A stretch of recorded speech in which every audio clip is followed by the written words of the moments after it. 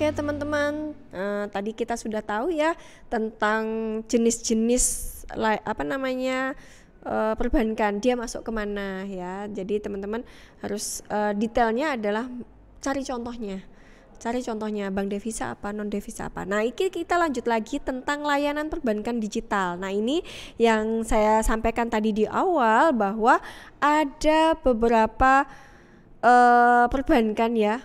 Memang kalau rata-rata kayaknya kalau konvensional sudah menjalankan layanan perbankan secara digital, e-banking, sering dikaitkan dengan istilahnya internet banking, ya, mobile banking. Nah, sekarang adalah di mana nasabah dapat melakukan transaksi, kemudian pembayaran, transaksi lainnya melalui internet, melalui website. Jadi semuanya sudah terfasilitasi melalui e-banking.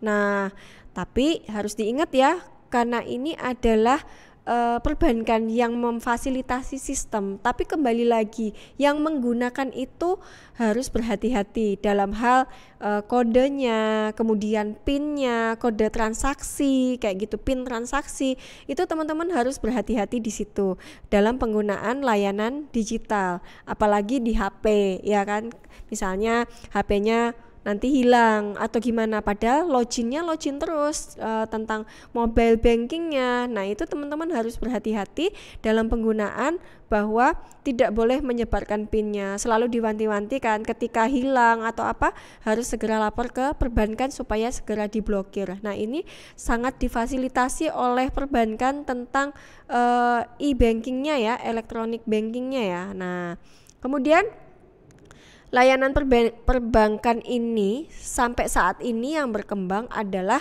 nasabah itu diberikan kemudahan dalam hal membuka tabungan. Bahkan beberapa waktu yang lalu ya, itu kita nggak perlu lagi ke bank. Kita nggak perlu lagi di bank, karena apa? Sudah difasilitasi aktivitas pembukaan rekening sampai transaksi atau penutupan rekening itu melalui mobile banking atau internet banking. Selain itu juga teman-teman perlu ketahui, ketika kita mau menggunakan produk jasanya perbankan ya, contohnya membuka tabungan rencana, atau contohnya teman-teman membuka reksadana atau deposito, bahkan tidak usah ke customer service-nya. Saat ini sudah bisa melalui mobile banking, ya kan? Yang penting, yang pertama adalah teman-teman punya rekening induknya.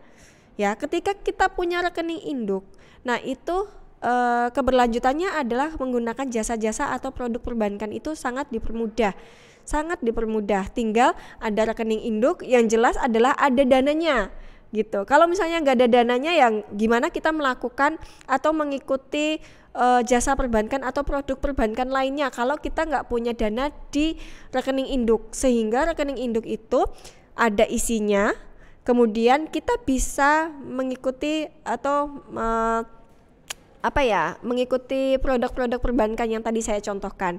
Nah itu semuanya sudah ada di mobile banking atau internet banking, sehingga teman-teman sudah tidak harus ke customer service-nya seperti itu. Atau misalnya ada permasalahan tentang PIN transaksinya yang keblokir gitu, seperti itu.